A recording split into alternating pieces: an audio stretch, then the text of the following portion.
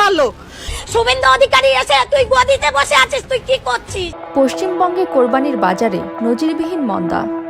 আসন্ন ঈদুল আজহাকে কেন্দ্র করে পশ্চিমবঙ্গের কোরবানির পশুর বাজারে দেখা দিয়েছে চরম মন্দা ও হাহাকার।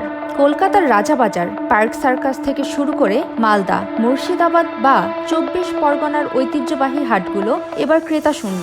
তো বছরের নিচে কোনো গরু কেউ বিক্রয় করতে পারবে না এবং কেউ কিনতেও পারবে না। গোমাতাকে পারা যাবে না, তাহলে বিহারে তো ফিরে গরু দিতে পারত মোদি। চলতি মে মাসে রাজ্যে নতুন বিজেপি সরকার গঠিত হওয়ার পর এবং শুভেন্দু অধিকারী মুখ্যমন্ত্রী হিসেবে শপথ নেওয়ার পরপরই প্রশাসনিক কড়াকড়ি শুরু হয়েছে।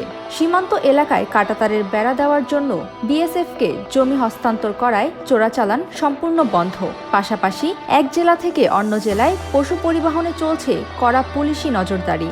আইনি জটিলতা ও হয়রানির ভয়ে ব্যবসায়ীরা যেমন বাজারে পশু তুলতে ভয় পাচ্ছেন, তেমনি সাধারণ ক্রেতারাও আগাম কেনা থেকে বিরত থাকছেন।